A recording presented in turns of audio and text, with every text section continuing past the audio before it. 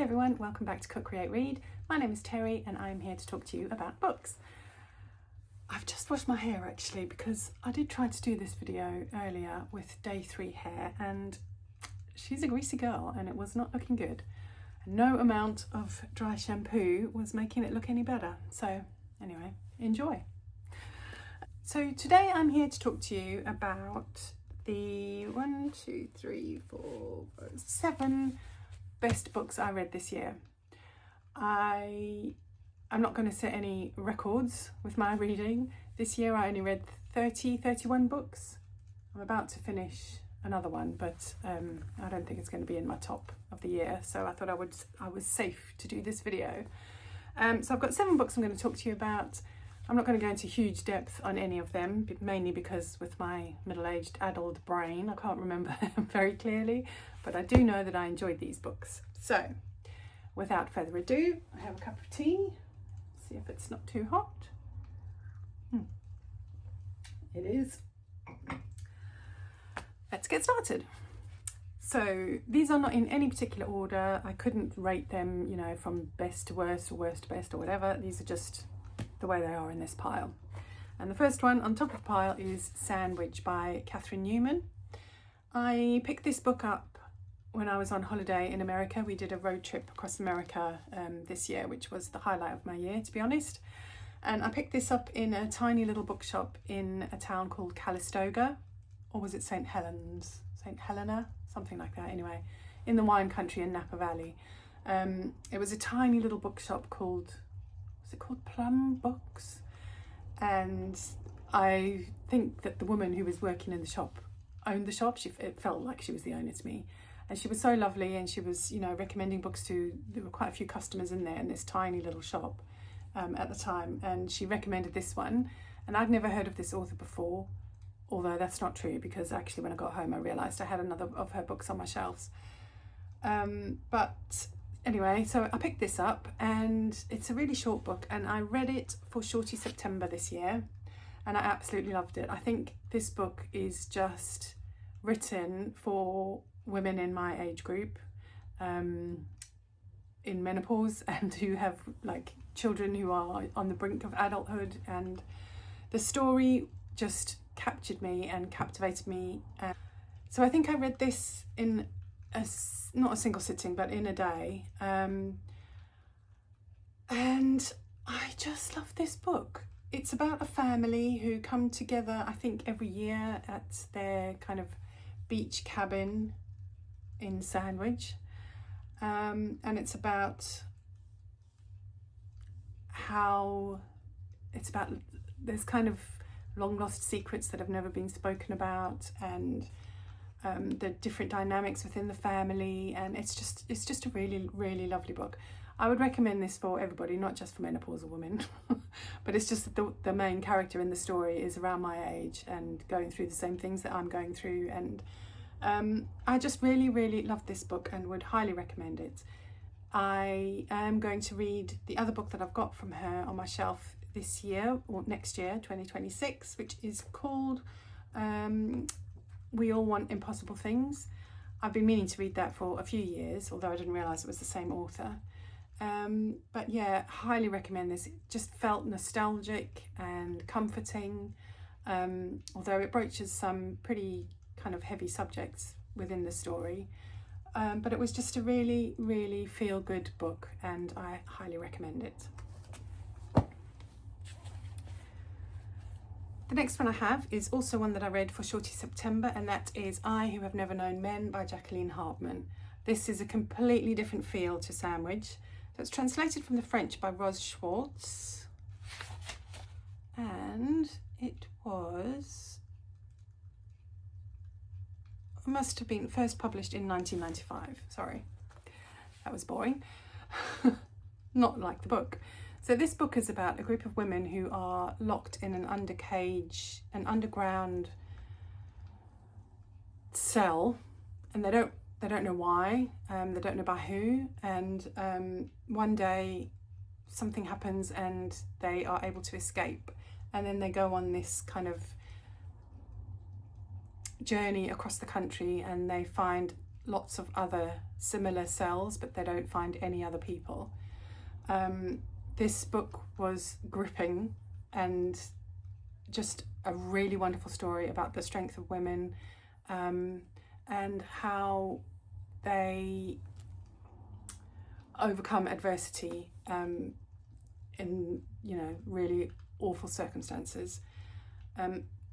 My daughter Natasha, who's 26, also read this book. She gave it 5 stars as well this year, and I think that just proves that it will appeal to anybody. So if you haven't read this book, you probably have, because it's a really well-known book. But if you haven't, I would highly, highly recommend it. It's very short. And how many pages is it? It's like 188 pages. Highly, highly recommend. If you haven't read this book already, I would definitely give it a go. Don't be put off if you don't like kind of grimish stories. It's uplifting in the end, and I just found it heartwarming. It's about friendship, love, and all that good stuff. Highly recommend. I'm going to say that about all of these, so apologies in advance. Next up, we have a book that I don't have anymore. I've given it to somebody at work, but that is Love Forms by Claire Adam. I read this during my my Booker long list era, which didn't go very well. I read quite a few of them, but I didn't finish them all. But Love Forms was my absolute favourite one, and I think it did get shortlisted in the end. And this is a book, again, about love, this time about a mother's love, and about how decisions that are made for women, not necessarily by the women themselves, have the most enormous repercussions on their lives forever. So basically this book is about a young woman who gets pregnant in Trinidad, and she is sent to Venezuela, where she has the baby, and the baby's given up for adoption. And then for the rest of her life, pretty much, or rest of her adult life, she has this this desire to find the child that she gave up for adoption. It's absolutely heartwarming, heartbreaking, just a really, really well written and lovely story about a mother and the love for her lost child. I don't really know what else I can say about it, but I really, really enjoyed this book, and will definitely be looking for others by this author as well, who I'd also never heard of. And I don't know, because I haven't got the book here, I don't know if this is her debut novel. I don't think it is. She must have written something else. But yeah, definitely going to be looking for more by this author. Time for tea. Do you like my fireplace? I wish it was real. Still hot. Okay, next up. Do you know what I've just realised? Oh no, I was going to say they're all by women, but there's one by a man. Next up we have The Women by Kristin Hannah. So this one was a big talking point this year. Lots of people read it, and I think most people have loved it. Again, Natasha, my daughter, made me read this one. I haven't read anything by this author before because I just kind of felt that she may be a little bit too twee for me. I don't like schmaltzy, nicey stories. I like a bit of grimness and darkness in my books. But Natasha made me read this one. She gave this one 5 stars as well, I think, and I loved it. I think what I enjoyed most about this book is that it was centering around the story of a group of nurses in the Vietnam War. I trained as a nurse, so I had that in common with these women. Not that I've ever, practiced nursing during a time of war, but the friendships that they develop with the people around them during this awful traumatic time was just incredible. Her writing is amazing. I was pulled in from the beginning, and I read this book really quickly in just a couple of sittings. It's quite a chunky book for me. Well, is it? Yeah, I mean it's like nearly over 450 pages, so it's a pretty big book. But I read it really quickly. You just fly through the story once you're into it, and made me cry, made me laugh. And there was one bit that annoyed me because there's one thread of the story that I managed to figure out, and I'm not somebody who thinks a lot about the books as I'm reading them. I like to just allow them to wash over me and let the stories come at me. But I did guess one of the storylines in this book, which was a bit annoying. But in the end, I was quite pleased that that storyline actually came to be true. But it just seemed like the predictable way for the story to happen for me, which I don't really like. But having said that, absolutely love this book, 5 stars. And I did try to pick up The Nightingale very recently, but I think I'm just not in the mood. I'm not a big fan of war stories, although this is a war story as well. But The Nightingale is, I think, about the Second World War. And I just found it a little bit hard to get into, although I think I was about to fall into it when I've kind of just said, no, I'm not going to read this right now, because it was just taking me too long to get into. But I will pick that up next year, I think, or at least some of her other books, because I think she is an amazing writer, and I definitely want to give her more of a chance. So, love this one. Yeah, what else do I need to say about it?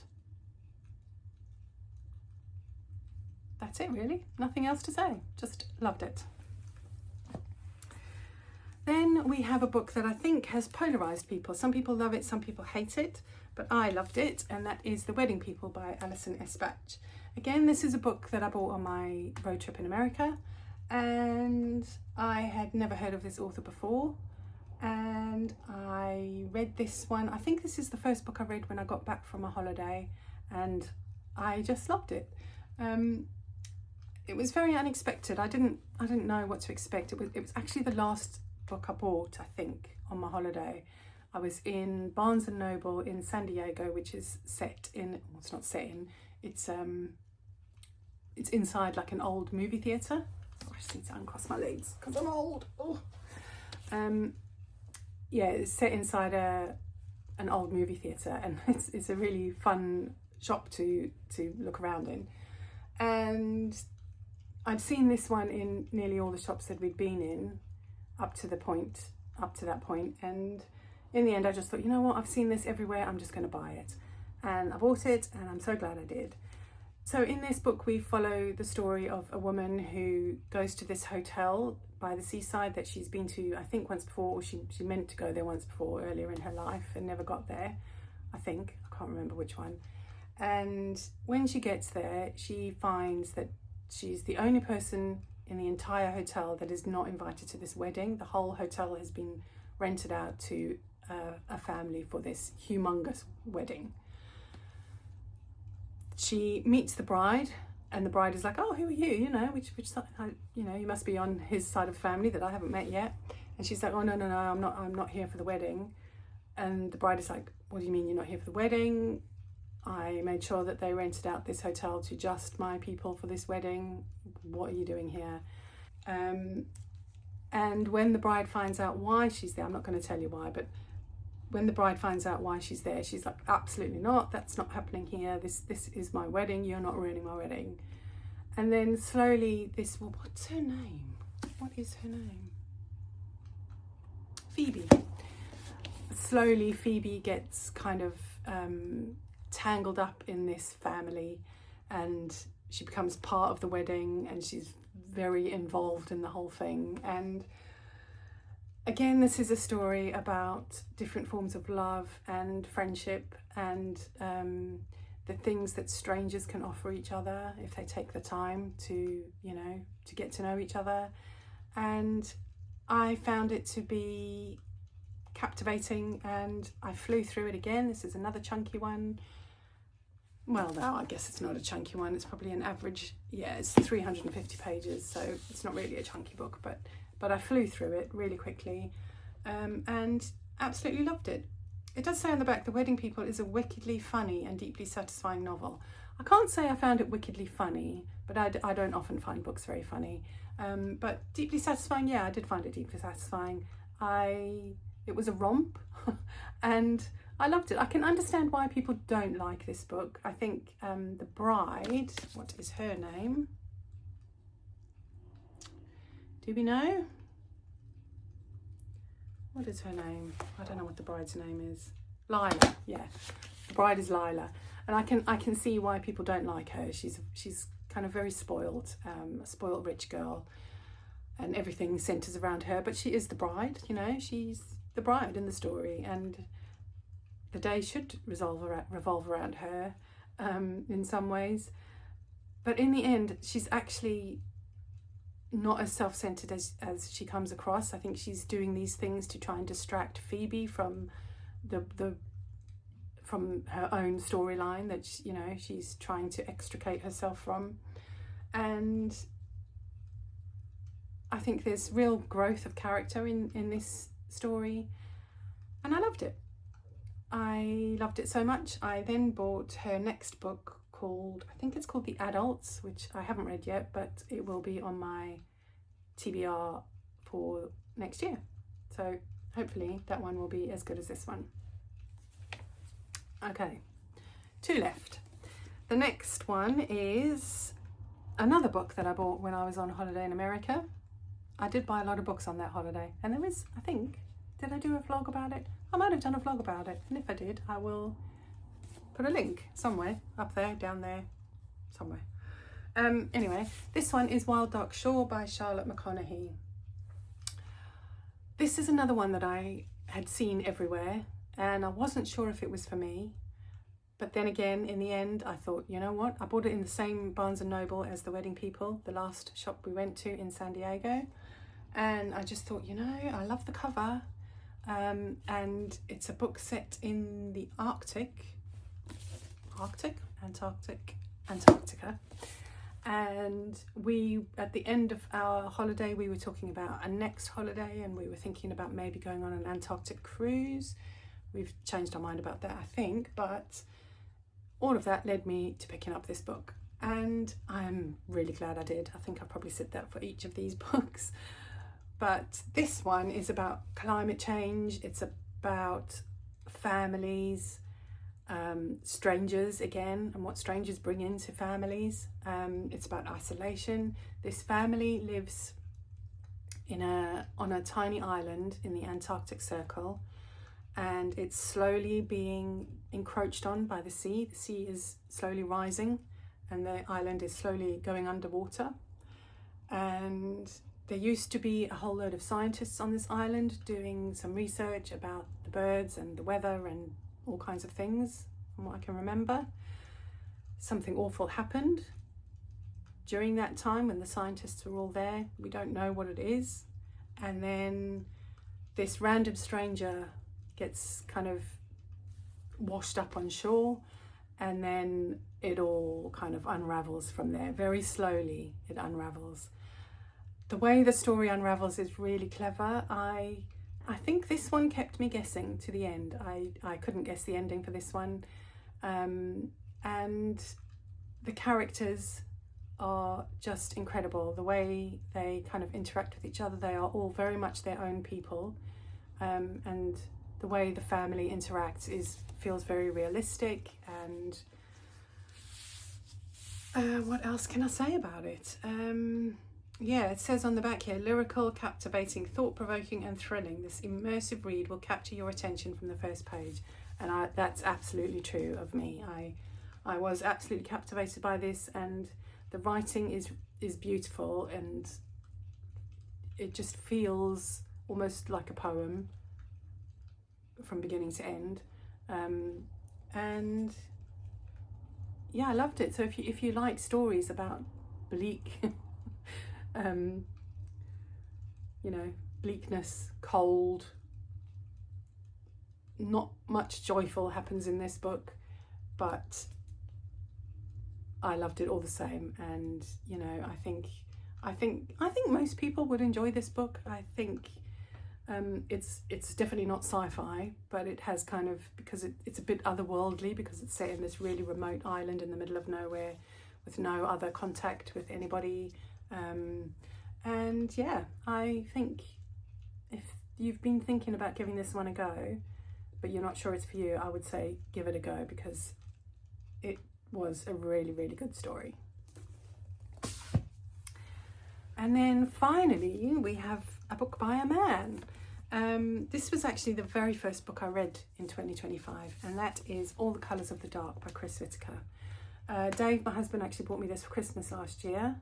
I always try and ask him to get me a book that I, you know, of his choosing, that I don't ask for, because normally I might give him a list of books that I'm interested in, but he bought this one off his own bag with no kind of hint from me at all.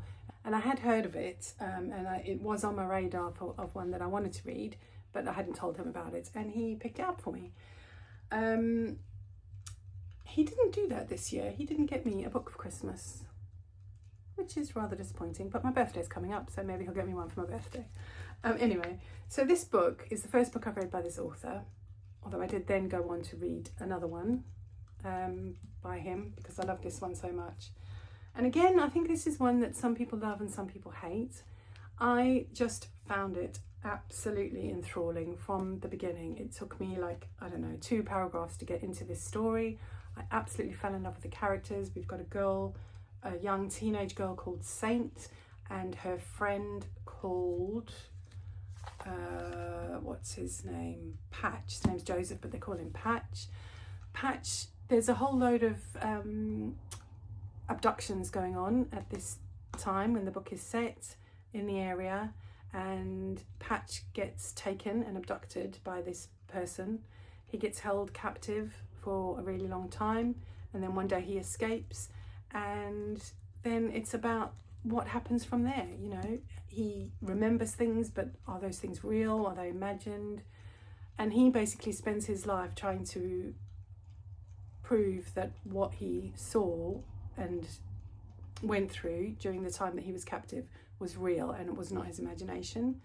And Saint becomes a police officer, and she tries to help him as well, and she basically dedicates her life to trying to find out the perpetrator of these crimes.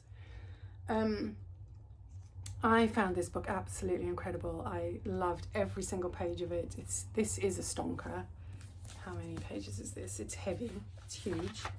This is about 580 pages, and I flew through this as well, and yeah, I absolutely loved it. I would put this in the thriller category, a literary thriller, a mystery. I just thought it was just so well written, and the characterization is just stunning. I absolutely fell in love with Saint, and she stayed with me for a really long time after reading this book. And yeah, I absolutely loved it. Also, love the cover, and even better, dun, dun, dun, gorgeous end pages there. Absolutely love them. So yeah, like I said, this was my first book by this author, but I then went on to read We Begin at the End later on in the year, which I also really enjoyed. So he's definitely an author that I will be looking out for more of from him, more of his books. So yeah, those are the 7 books that I read this year that I really, really enjoyed. I would love to know if you have read any of these books and what you thought of them. If you have, please leave me a comment down below. Or if you're thinking about reading any of these, please let me know as well. Or if you've read any of these and you think, oh yeah, you need to read this book, please also let me know. I'm always open to recommendations. Love to hear what other people are reading and what they've enjoyed. So there you go. Those are the 7 books that I loved this year. Hopefully I will be back very shortly. I'm going to film another video now about all the books that I've read this year. Not just these 7, but all the books I've read. So stay tuned for that one if you're interested. And I would really love it if you were able to subscribe like my video, leave me a comment. I'm really hoping that I will be able to keep a bit more consistent with this channel this year. I might do another video talking about what I'm hoping to bring to the channel next year, and hopefully some of you will be interested, and I would love to have you come along with me. So that's it for today. I hope you have a cozy rest of the day and enjoy this time in between Christmas and New Year, and I will see you again soon. Thank you for watching. Bye bye.